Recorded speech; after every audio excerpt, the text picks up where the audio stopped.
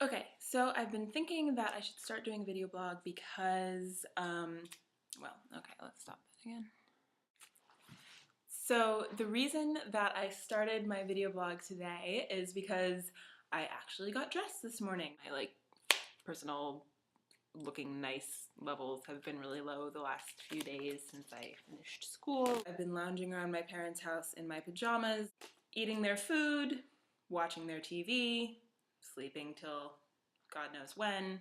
All I really wanted to do when I came back to their house was go to the beach, go in the ocean. I've been stuck in the middle of the country for the last 9 months, and all I wanted to do was go back to the ocean, but it's been all rainy and sad and depressing and cold, except for one perhaps unwise vaunt into the ocean on the night I got back. You know, it was around midnight. It was the waters of Portsmouth, New Hampshire. It was barely above freezing and rainy, and yet I decided that before I drove back to my parents' house after the 12 hours I'd spent on the road that day, I really needed to go swimming. So I went to the yacht club. It was high tide, and I went into the ocean and swam around, and then was freezing cold and got salt water over my car and went back to my parents' house and was asleep by 1 a.m. So here I am for the next week and a half at my parents' farm in New Hampshire, which is actually beautiful, and I kind of hated it when I was growing up, but now I'm into it because there are horses and fields and a pond, and it's very pretty.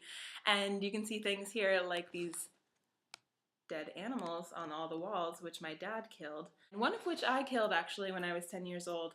Let's see if we can find it for you, but I'll show you. Let's go on a little guided tour of all the dead animals that used to freak out my little friends when I brought them over. Here we can see a white-tailed deer, and the big thing next to it is, I think that's a caribou, which we also call a reindeer, and at Christmas time we put red Christmas balls on their noses and call them Rudolph. This is some sort of deer type thing that my dad shot in South America a few years ago. That's a duck, in case you didn't know. I'm pretty sure you would know that that's a duck, and if you don't, it's kind of sad. Oh look, it's a moose. This is the deer that I shot when I was 10. Let's see if you can see. There's my name on it. I'm not sure if that'll come out. It says K.E. Cornwell, Val Verde, Texas, November 30th, 1998. I shot that with my dad on a week-long trip to a Texas hunting ranch. It was the biggest deer that was shot all week, and all the grizzly old hunter men were very impressed with me. Yeah, I'm a really good shot, by the way, so if the zombie apocalypse ever comes, just come to my apartment.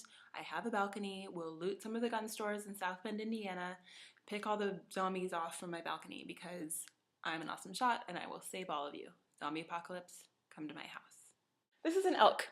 It has a removable tongue. It's just plastic. My sister and I used to play with this a lot when I was growing up. Should stay in.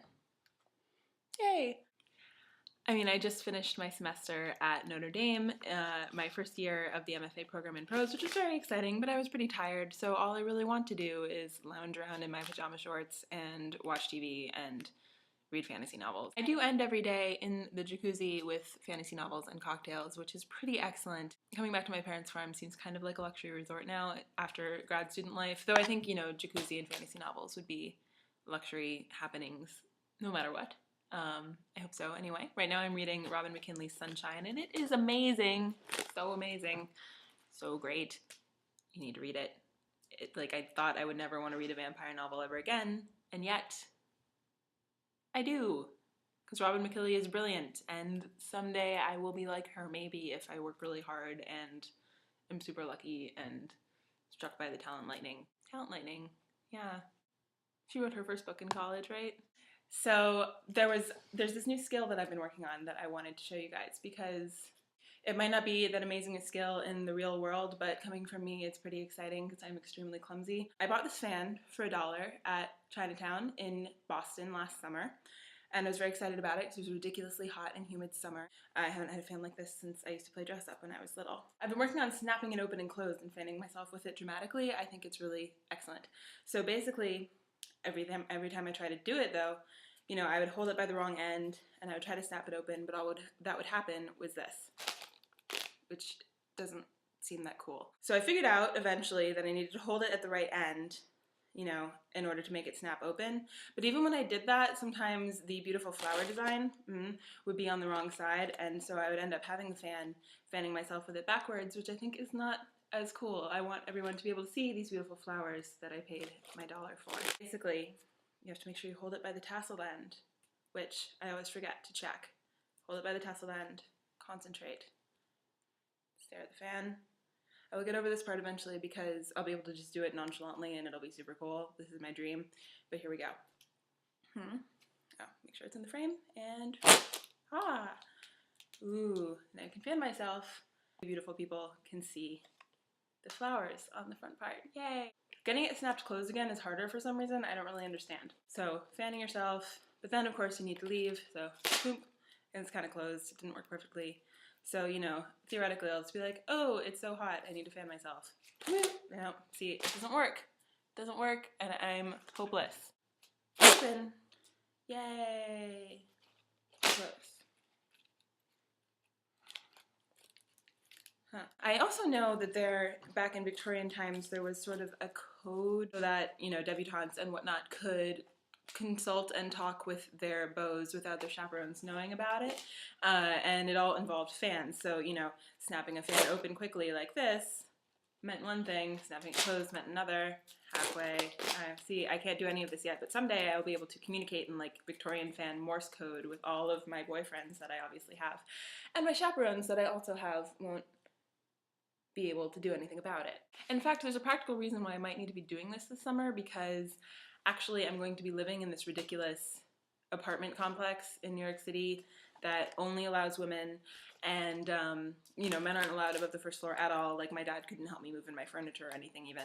And there are visiting rooms where men can visit with you, but they are chaperoned. So I need to have this fan, and I need to practice the code so that all of my boyfriends will know what scandalous things I'm trying to say to them without my shockingly old-fashioned landladies and etc. knowing. Is there like a tapping of the mouth thing I can do with the fan? Like, I see. And do this a little bit. Ooh, hello. None of this is working perfectly. I feel like maybe I'm just not a debutante. This is really bumming me out. My mom had a debutante ball. I didn't. Andy Warhol was at hers. Try not to be super jealous. I know I am. I have to leave soon for my friend Corey's graduation.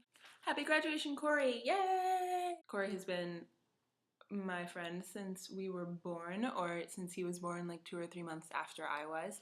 Our fathers went to kindergarten together and have been best friends their whole lives. So Corey's basically like my brother. He's pretty awesome. If he weren't my brother, essentially, I would totally be in love with him. You guys should all be in love with him. Hopefully, I'll get a picture of him up sometime. He's super cute. Corey, single and awesome. Anyway, I hope you found this first blog post semi-enjoyable, and I'll be back, I hope, with more reporting from a tiny New York City apartment. Until then, fans, and I hope the zombie apocalypse doesn't reach you, but if it does, my invitation stands. Come to my house. We will shoot zombies from my balcony.